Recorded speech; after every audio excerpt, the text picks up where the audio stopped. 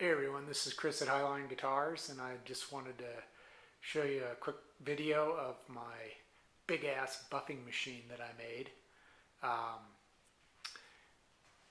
What we have here is essentially a 1¼ inch diameter shaft running through a pair of pillow blocks. The shaft is 3 feet wide, so I can keep my buffing wheels spaced pretty far apart. The motor is a 1/3 horsepower, 1725 RPM, single phase motor. I got this motor for free. I found it on the side of the road and it still worked, so I used it years ago on my first buffing machine and decided to reuse it on the second one. Of course, I was a little concerned that the motor might be a bit underpowered, but as I've discovered, it isn't. It works just fine. In fact, if I were ever to upgrade to a different motor, I probably wouldn't go over 1/2 horsepower. I just don't think it's necessary. The shaft is it's a fully threaded shaft, right hand thread.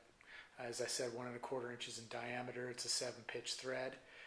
I picked this up at McMaster Car. I think I paid around $40 for it. Since it's a right hand thread on the left side, you need to use a pair of big 1¼ inch nuts on each side to serve as jam nuts to keep the buffing wheel from flying off the shaft. This works pretty well. I haven't had any problems with slippage, and I've already buffed one complete guitar without any problem. I've got the same setup on the other side because I wanted to keep everything balanced. You'll notice these arbors, or these flanges that I've got in here. When I was shopping around, I found that those suckers can run about $30 for a pair, but I found these at Grizzly.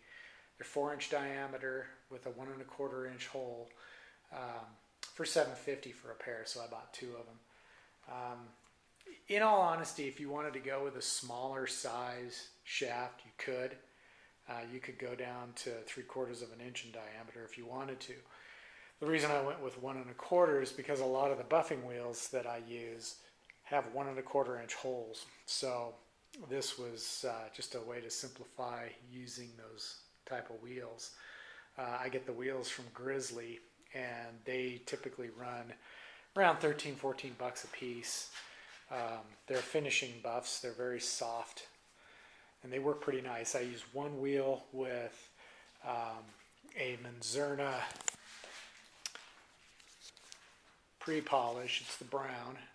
It's a fairly coarse and aggressive polish. It'll remove most all sanding scratches. And then what I have left is a kind of a cloudy, it's shiny, but it's a cloudy surface. So then I go back with the Manzurna.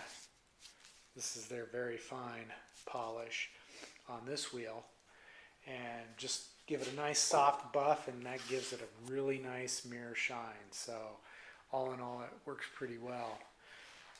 The base for the buffer is just 3/4 inch thick plywood, and then I stacked up a couple of pieces here to mount the blocks on. The pulley here is a 4-inch diameter pulley with a 1¼ inch bore. This was custom made. However, I found a guy on eBay who when you go to his page, you can select the diameter of the pulley, and then you can select the bore, and then he welds it up. So that works pretty good. I'm happy with it. It's a 4-inch pulley going down to, it's about a 2-inch, maybe a little bit larger than 2-inch pulley on the motor.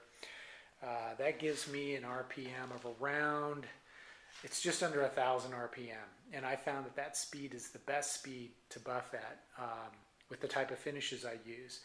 I can put a lot of pressure without heating up the surface and causing the finish to melt. Overall, I'm pretty happy with it. I'm going to probably rewire the motor. This was just temporary to get it to, to test it to make sure it was going to work okay. But I think what I want to do is run it to a switch in the front. And then I may run a strip of wood on the back side that runs all the way to the back, so I can just clamp it into this work table that I use. So, but this is kind of how it sounds. Right now I've just got it hooked up to this power strip. So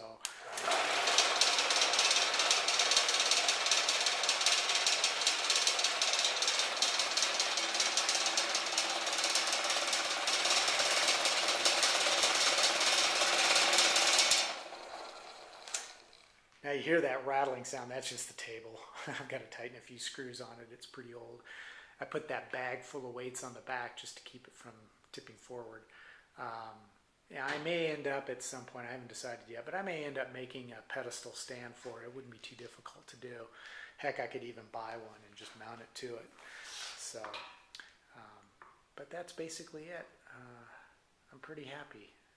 This is a great addition to the shop. It allows me to get a really nice, smooth, mirror-like finish on my guitars